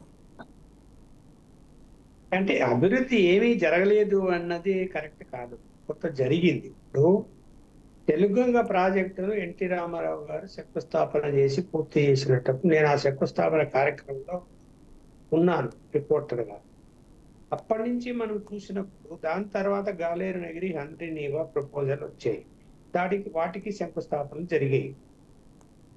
తర్వాత కొంత నిర్లక్ష్యం జరిగిన తర్వాత గడ్డికోట ప్రాజెక్టును చంద్రబాబు నాయుడు గారి టైంలో మళ్ళీ దాన్ని టేకప్ చేసి అది కూడా పూర్తయింది.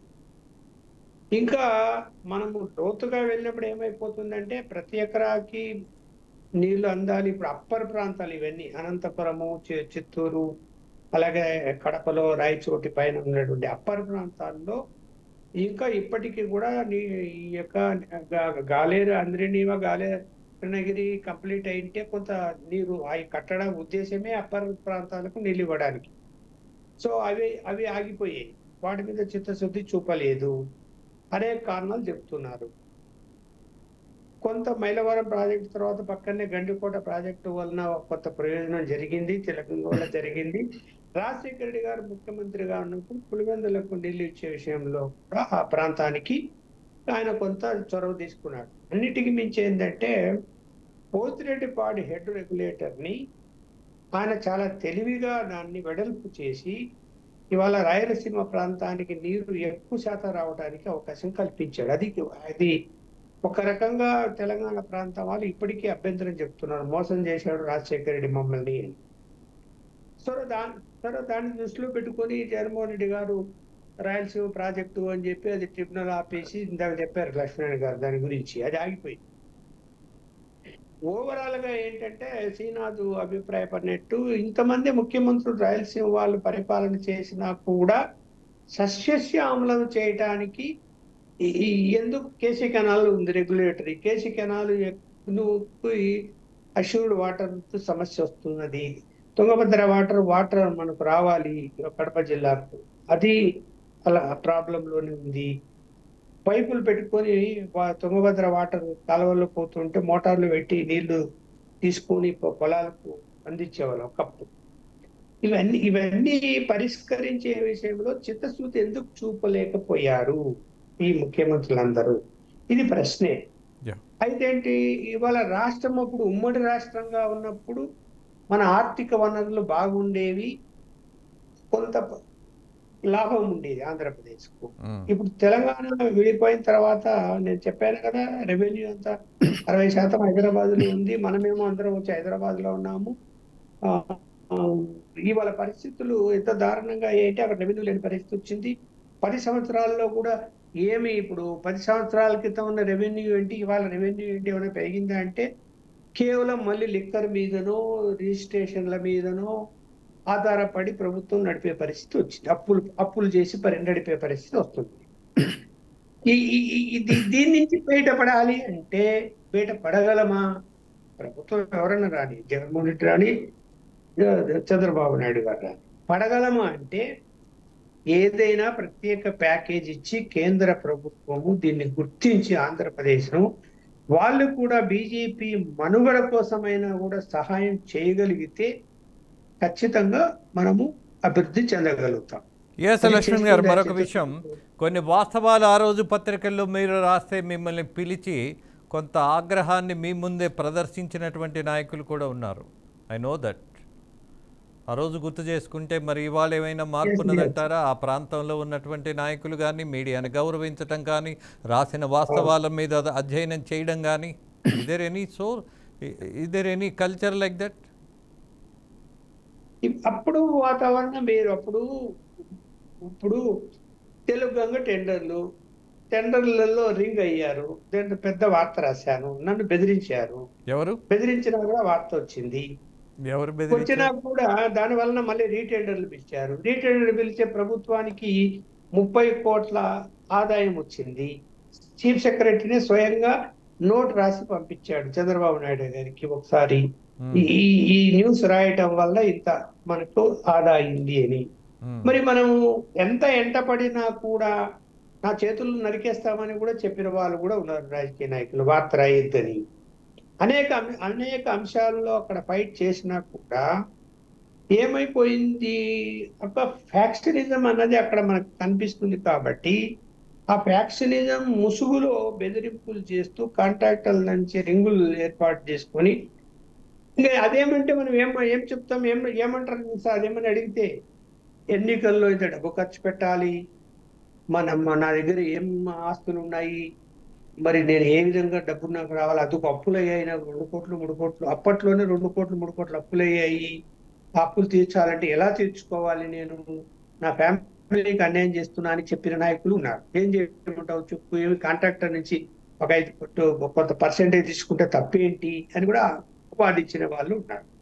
మరి హైయెస్ట్ టెండర్కి ఎందుకు అలౌ చేశారు? టెండర్ను లోయెస్ట్ టెండర్ ఉండేది, దాన్ని హైయెస్ట్ టెండర్కి అలౌ చేసి రింగ్ చేసుకొని మీరు ఎందుకు పంచుకుంటారు అనేది కూడా, దాని గురించి కూడా ఏం ఆలోచించరు వాళ్ళు, అలా వెళ్ళిపోయారు. ఇవాళ కాలం మారింది, పరిస్థితుల్లో మార్పు వచ్చింది, యువత వచ్చారు, అన్ని ప్రశ్నిస్తున్నారు, ప్రతి ఒక్కటి కూడా ఎవరు ఏం చేస్తున్నారు, ఎవరు ఏం చేయటం లేదు, ఏం జరుగుతున్నది అన్నది. అయితే ఏంటంటే లక్ష్మీనారాయణ గారు చెప్పినట్టు ఏంటంటే, ఆర్థిక వనరులు కొంతగా మెరుగుపడినప్పటికీ కూడా రైతుల వద్ద దుర్వ్యసనాలకు అలవాటు పడే విధంగా చూడండి, బెట్టింగ్లు కడుతున్నారంటే ఫస్ట్ ముందు పులివెందల నుంచి స్టార్ట్ అవుతుంది. ఒకప్పుడు పులివెందల ఎలా ఉండేది,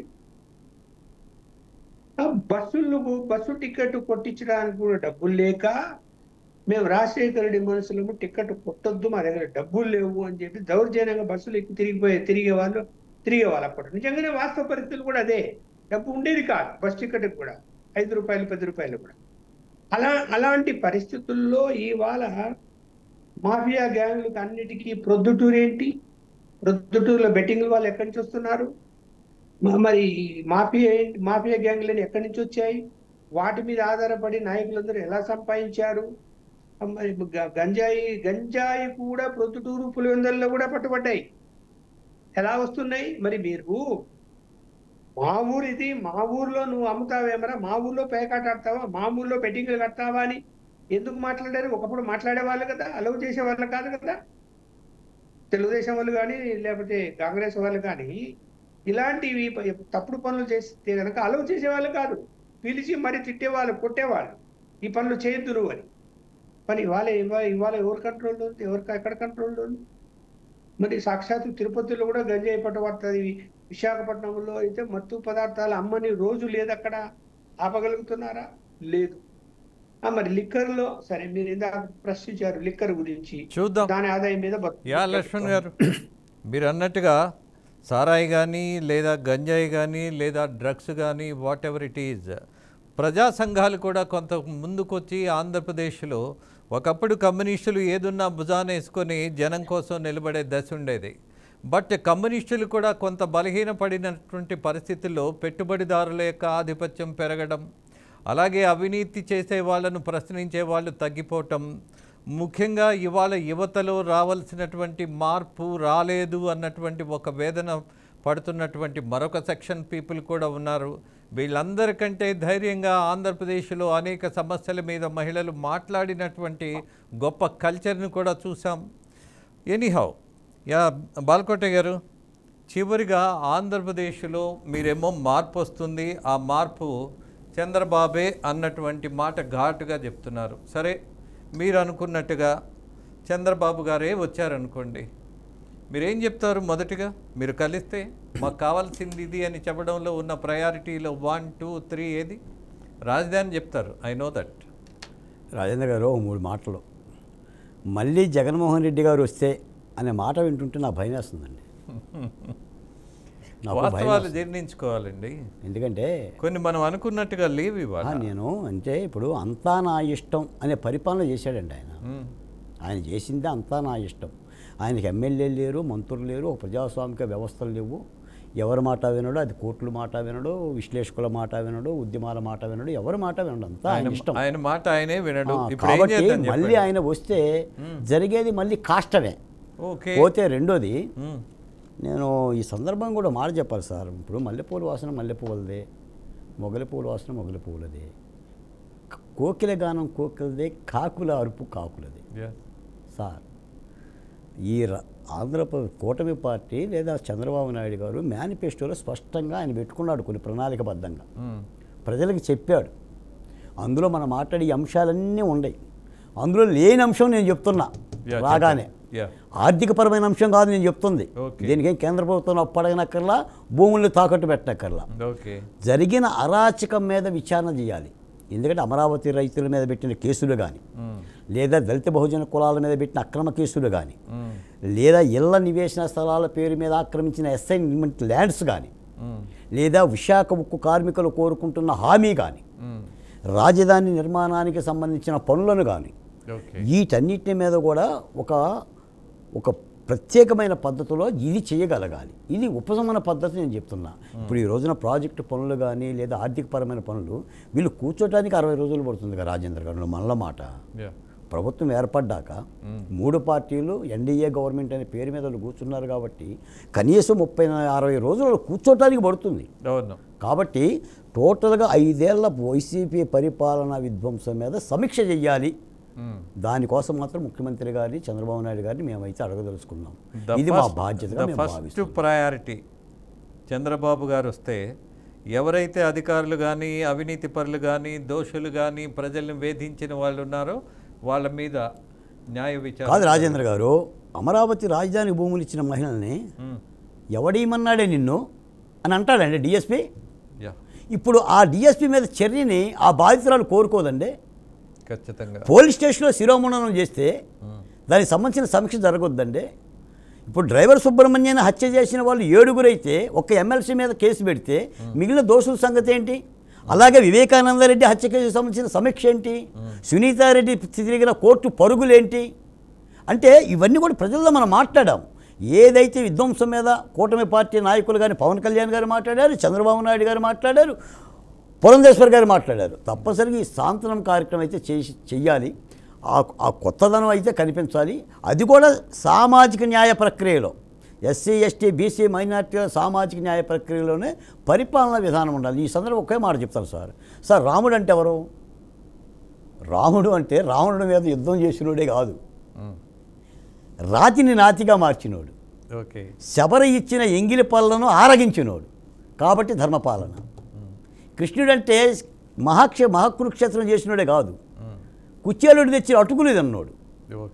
మనం రామరాజ్యం ధర్మపాలన 4 పాదాలని మాట్లాడుతుంది. ఈ సాంతనం ఇది త్రేతాయుగానికి ద్వాపరయుగానికి పరిమితమా, కలియుగానికి పరిమితం కాదా? 72 ఏళ్ల స్వాతంత్ర భారతదేశంలో ఇంకా వ్యవస్థల మీద మనం నమ్మలేని పరిస్థితికి దిగజారుతున్నామంటే, కాబట్టి చంద్రబాబు నాయుడు గారి యొక్క అనుభవం, ఈ 5 ఏళ్ల పరిపాలనలో ఆయన పడ్డ శ్రమ, 53 రోజులు 72 అడుగుల ఎత్తున ఉన్న జైలు గోడల మధ్య పడ్డ ఆయన ఆవేదన ఒక పరిపాలన కొత్త మార్పుకు నాంది పలుకుతుందని ఆశిస్తున్నాం. ఫైన్, చూద్దాం. అలాగే లక్ష్మీనారాయణ గారు, విచిత్రమైన విషయం ఏంటంటే దశాబ్దాల రాజకీయం చూసాం, పాలన చూసాం, 75 సంవత్సరాల్లో అనేకమైనటువంటి విషయాలు మాట్లాడాం. ఎంతసేపు మాట్లాడినా మనము రామరాజ్యం అని మాత్రమే మాట్లాడతాం. కనీసం ఒక ప్రధానమంత్రి పేరైనా తీసుకొచ్చి ఆయన పాలన బాగుంది ఈ దేశంలో అనడానికి మనకెక్కడ దాఖలాలు లేవా? అలాగే మరొక రాష్ట్ర ముఖ్యమంత్రిని తీసుకొచ్చి ఈ రాష్ట్రంలో పాలన ఇలా అద్భుతంగా జరుగుతుంది అని వాళ్ళను గుర్తించలేమా? ఇది కూడా పెద్ద సమస్యగా అనిపిస్తోంది. ఎప్పటికప్పుడు రామరాజ్యం రామరాజ్యం. ఆయన ఏం చేశాడో I have little bit confusion. Lakshminarayana గారు.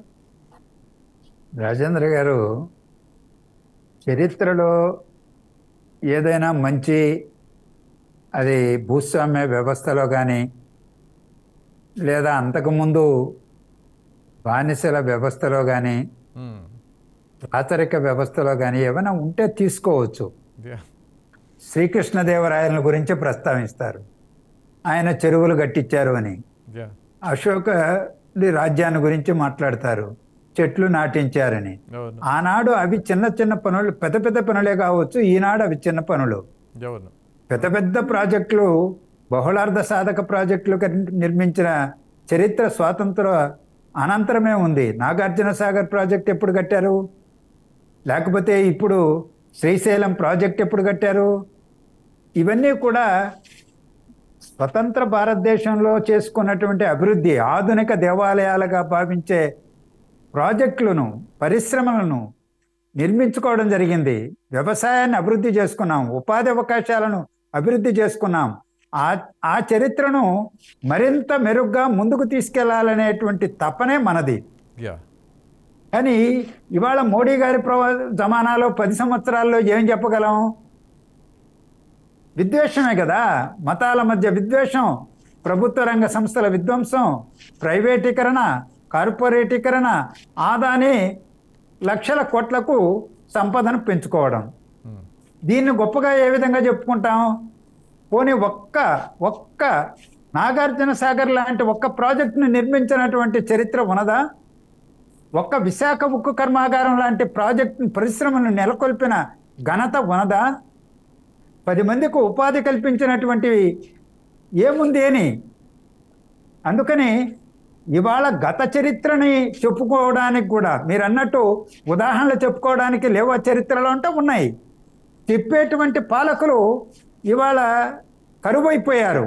వాళ్ళు దాన్ని నెగేట్ చేస్తున్నారు, అపభ్రంశం పట్టిస్తున్నారు, అప్రతిష్ట పాలు చేసి తమ యొక్క ఖ్యాతిని ఇనుమడింపు చేసుకోవాలని చూస్తున్నారు. ప్రధానమంత్రి గారు ఏం మాట్లాడారు ఇంతవరకు ఎన్నికల్లో? హిందూ ముస్లింల మధ్య అగాధం పెంచడానికే. మనది భిన్నత్వంలో ఏకత్వం, ఉమ్మడి సంస్కృతి, భిన్న భాషలు, భిన్న సంస్కృతులు, భిన్న అలవాట్లు, వాటిని ఐక్యం చేసేటువంటి ఆలోచన పాలకులకు ఉంటే మీరు అన్నట్టు ఆదర్శవంతమైనటువంటి అంశాలు చాలా స్వతంత్ర భారతదేశంలో కూడా కనిపిస్తాయి. రామరాజ్యం ఆ రామరాజ్యం ఎలా జరిగిందో నాకైతే తెలియదు. మరి బాలకోటయ్య గారు దాని గురించి ఉచ్చరిస్తారు, శ్రీకృష్ణుడి గురించి చెప్తారు. ఆయన ఏం చేశాడో మనకు తెలియదు. అవి పురాణాలు, వాస్తవమో కాదో కూడా తెలియదు. ఇప్పుడు పోటీ చేసిన నాయకులు కూడా రాముడి పేరు లేకుండా, కృష్ణుడి పేరు లేకుండా ఉపన్యాసాలు మాత్రం ఆడుండయి. గాంధీ మహాత్ముడి పేరు మాత్రం ఎప్పటికప్పుడు ఎక్కడ పడితే అక్కడ ఎలా అవసరమైతే అలా ఉపయోగిస్తారు. అలాగే మరి గాంధీ చెప్పినటువంటి సిద్ధాంతం ఏమైనా ఉందా? మీరు గమనించండి, గాంధీ మహాత్ముడు అనగానే నేను గర్వపడేటటువంటి ఒక విషయం ఉంటుంది. ఆయన బ్రిటిష్ వాళ్ళతో రౌండ్ టేబుల్ సమావేశానికి వెళ్ళారు. వెళ్ళినప్పుడు ఆయన ఆహార్యం అంటే ఆయన డ్రెస్ ఏంటో తెలుసా? కొల్లాయి కట్టుకొని వెళ్ళినటువంటి అత్యంత గౌరవమైన ఒక రాజకీయాన్ని, ఒక సామాజిక అంశాన్ని, భారతదేశ యొక్క ప్రతిష్టను పెంచినటువంటి ఒక మహానుభావుడు, మహాత్ముడు. ఎలా? కేవలం ఒక డ్రెస్ సెన్స్. వాళ్ళందరూ నాకులాగా బ్లేజర్స్ వేసుకున్నారు. నాకు కూడా అనిపిస్తుంది లక్ష్మీనారాయణ గారు, రిచ్నెస్ అనేది మన భాషలో ఉండాలి, మన మాటలో ఉండాలి, మన భావంలో ఉండాలి, మన లక్ష్యంలో ఉండాలి.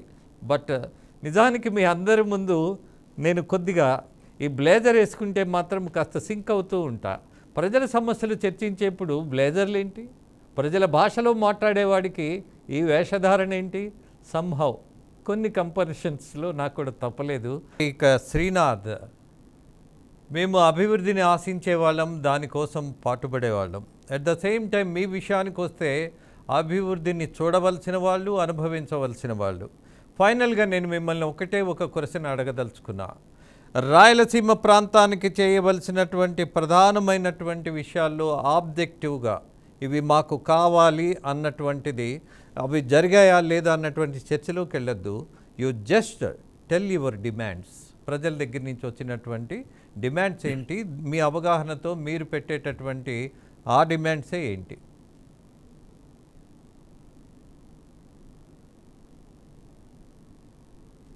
శ్రీనాథ్ మ్యూట్లో ఉన్నారు.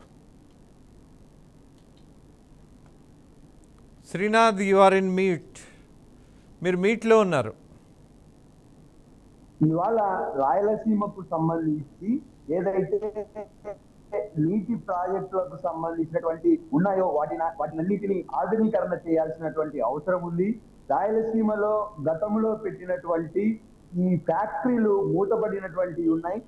నందలూరు దగ్గర ఆల్విన్ కర్మాగారం కావచ్చు, కాజీపేట దగ్గర ఉన్నటువంటి చెన్నూరు చక్కెర ఫ్యాక్టరీ కావచ్చు, ఇలా చెప్పుకుంటూ పోతే పదుల సంఖ్యలో మూతపడ్డటువంటి కర్మాగారాలను తెరిపించడంతో పాటు ఇప్పుడు ఏదైతే పారిశ్రామిక వాడల పేరుతో ప్రభుత్వాలు తెస్తున్నటువంటి ఫ్యాక్టరీలలో రాయలసీమలో ఫ్యాక్టరీలు పెడుతూ ఎక్కడో బీహారు, ఒరిస్సా నుంచి కార్మికులను తీసుకొని వచ్చి రాయలసీమకు మేలు చేస్తున్నామని చెప్తున్నటువంటి పాలకులు కనువిప్పు కలిగేలా ఇక్కడ రాయలసీమలో భూమి ఇచ్చి, రాయలసీమకు సంబంధించిన ఖనిజ వనరులను ఇచ్చి, రాయలసీమకు సంబంధించినటువంటి నీటినిచ్చి ఈ ప్రభుత్వం ఏర్పాటు చేస్తున్నటువంటి పరిశ్రమలలో భాగస్వామ్యాన్ని మాత్రం రాయలసీమ కోల్పోతా ఉంది.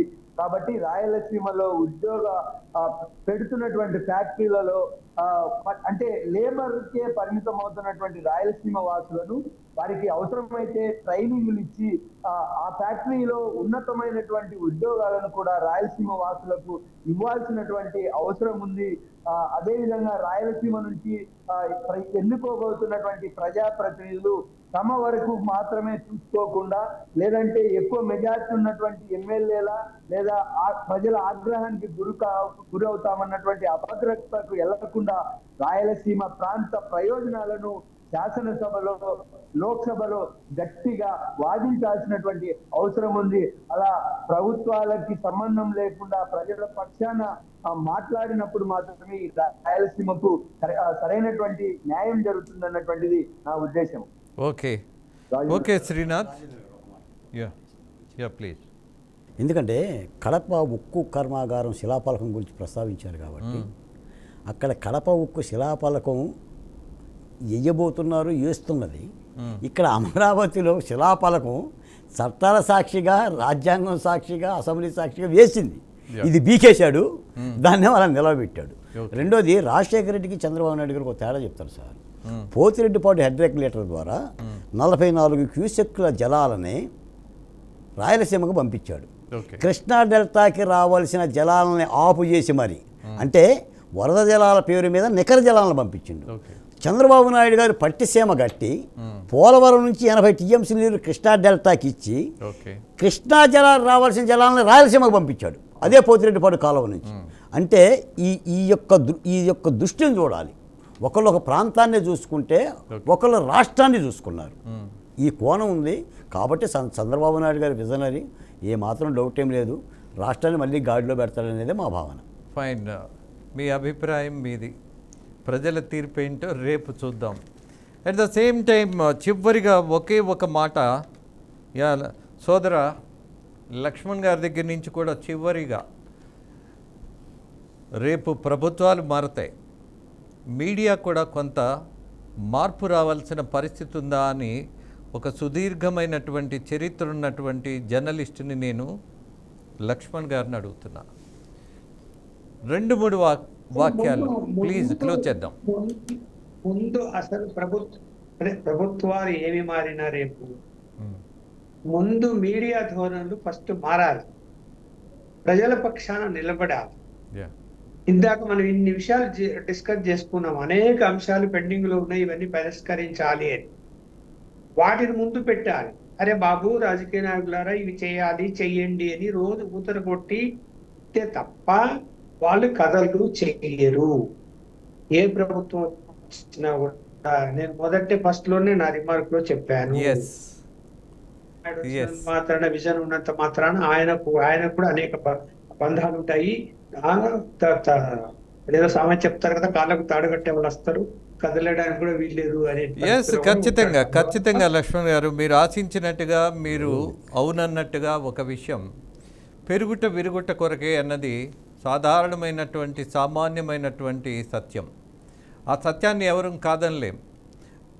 ఫర్ ఎగ్జాంపుల్, తెలంగాణ రాజకీయం చూసినప్పుడు బ్రహ్మాండమైనటువంటి అభివృద్ధి చేశాం, అద్భుతమైనటువంటి పథకాలు తెచ్చాం, ప్రజల కోసం నిలబడ్డాం. అలాగే ఉద్యమ పార్టీగా విశ్వనగరంగా హైదరాబాదును మార్చే ప్రయత్నం చేశాం అనేది అనేక సార్లు చెప్పారు.